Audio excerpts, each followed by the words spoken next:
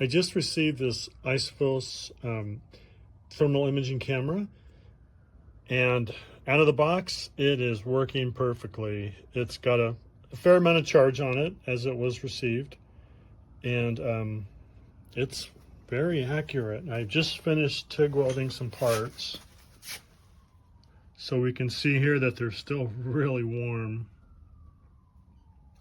This shows 170 roughly degrees, and you can adjust it to Fahrenheit too. And as we go down towards the middle, it's cooler, it's 98 degrees. And as we go towards the end, we are back up to 102. So I welded that a while ago. And if we bounce over here to my TIG torch, we can see the TIG torch is roughly 200 degrees. It's not a water-cooled torch. So we look at the handle, and it's showing 134. And this spectrum I've got it set to now is called iron. And I kind of like the heat to show up as red, but the heat shows up as very bright red. And if we look at my little welding table, it shows 87 degrees, which is probably just about right. And some of my welding squares, yeah, they're much cooler. They show about 90 degrees. This is very handy to have. I am very impressed. I'm super happy to have it. I couldn't afford any of the larger versions of it.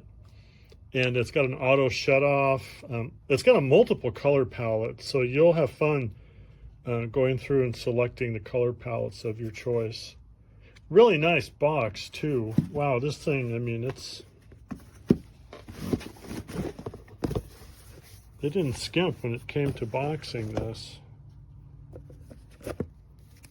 Really complete instructions.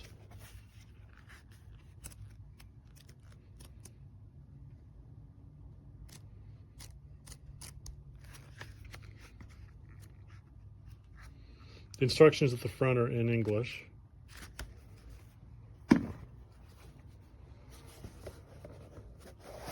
Great fit, keep it safe.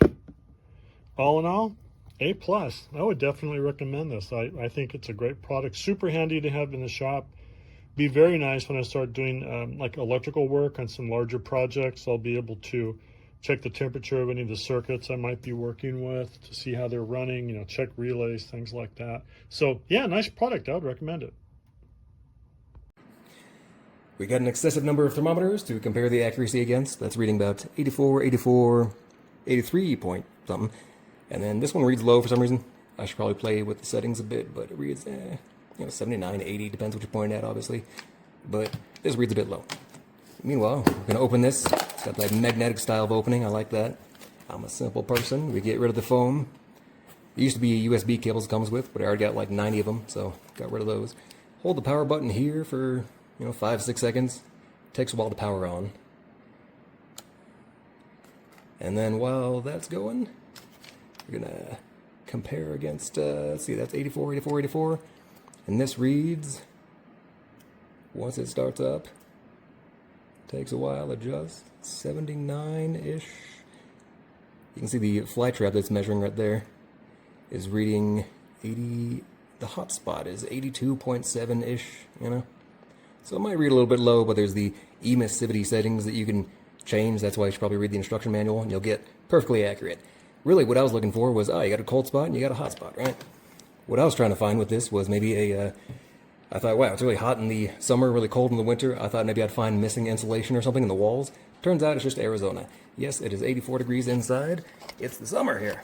But what I did find was, as I was scanning the house, my front door is the gate to hell. As you can see, it's a lot hotter than everything else around it. I think the door itself is, 82-ish degrees. The wall is 81, so it's only a couple degrees hotter. But you can see this seam in the middle, because there's an aluminum strip that is conducting a lot of heat from outside. So that strip is reading in the hundreds. At the bottom, it's in the 90s, somewhere around there. If we get close, we can see the hot spot is 112 degrees-ish. it gets very hot. Turns out the front porch gets to be like 150 degrees. All the sun focuses on it, so that missing insulation that I was expecting to find really is just the door. I thought I'd find, the glass looks kind of weird, but that's just, how the glass reflects everything. But, I expected to see missing insulation in the walls, not the door itself, so I should probably just get a better door or insulate it with something. But I think it would have been a while before I found that without this thing, so I'm a fan of this. I think it's pretty cool. And for only, I think it was 150 bucks. Compared to the floor ones, it's pretty good resolution.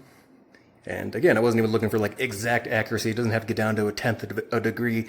It just, he needs to find, hey, there's a hot spot right there and a colder spot right there, right? It's the comparison that I was after. So accuracy is pretty good. I got the emissivity set to 0.99 at the top, you can see. But yeah, I think this is pretty cool. I like it. Hey Amazon, it's the Thumb Guy here.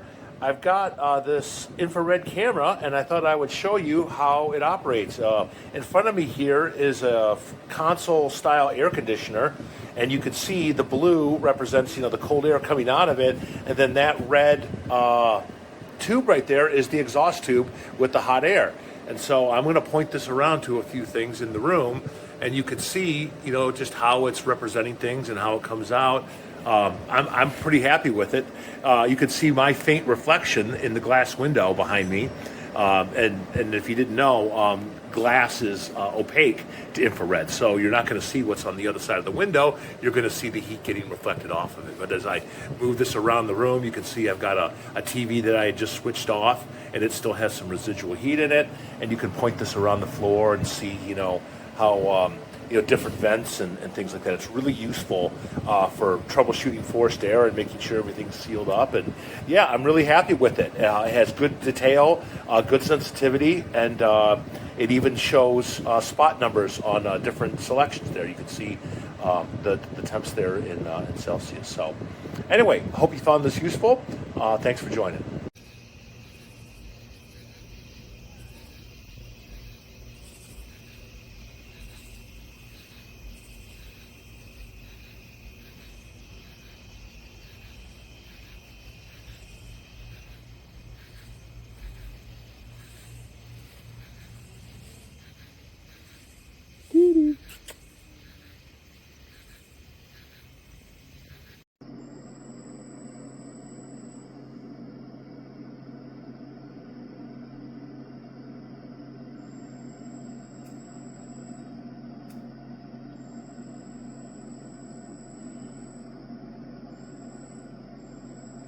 Move.